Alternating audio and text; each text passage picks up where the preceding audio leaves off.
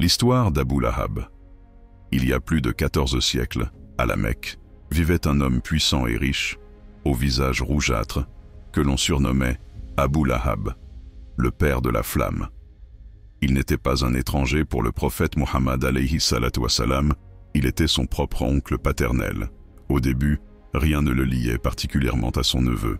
Mais quand Muhammad alayhi salatu wassalam reçut la révélation et se leva pour proclamer « Au peuple de Quraysh, je suis pour vous un avertisseur clair. Adorez Allah, lui seul, et délaissez vos idoles. » Alors Abu Lahab devint l'un de ses plus farouches ennemis. Sur la colline de Safa, quand le prophète alayhi salatu wassalam réunit sa famille pour les inviter au salut, Abu Lahab éclata de colère. « Que tu périsses! Est-ce pour cela que tu nous as réunis ?» C'est alors que Dieu révéla une sourate entière le concernant, qui allait sceller son destin pour l'éternité. Que périssent les deux mains d'Abu Lahab, et que lui-même périsse. Sa richesse et ce qu'il a acquis ne lui serviront à rien. Il sera brûlé dans un feu plein de flammes.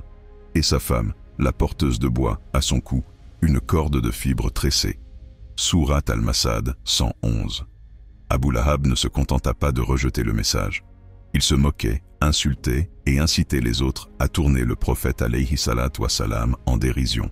Son épouse Jamil, sœur d'Abu Sufyan, le secondait avec acharnement. Elle plaçait des épines sur les chemins empruntés par Muhammad alayhi salatu wassalam et ne cessait d'attiser la haine. Le Coran la décrivit comme la porteuse de bois, destinée au châtiment, une corde de fibres autour du cou. Deux des fils d'Abu Lahab, Utba et Utayba, étaient de fiancés aux filles du prophète alayhi salatu wassalam, Ruqayya et Kulthum.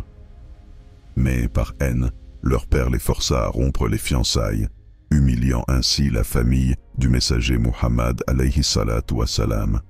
Pendant des années, Abu Lahab mena la guerre des mots et de l'argent contre l'islam.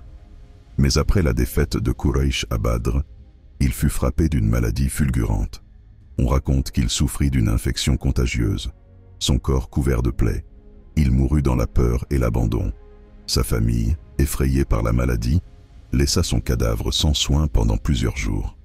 Finalement, ils le jetèrent à distance et recouvrirent son corps de pierre, sans véritable sépulture digne d'un notable de Quraysh. Ainsi s'acheva la vie d'Abu Lahab, l'homme dont le nom fut éternellement inscrit dans le livre d'Allah, non pas pour son honneur, mais pour sa perdition. Il reste l'exemple de celui qui, malgré la proximité familiale et la clarté de la vérité, choisit l'orgueil et la haine plutôt que la foi. Qu'Allah nous facilite et nous guide. Salam alaikum.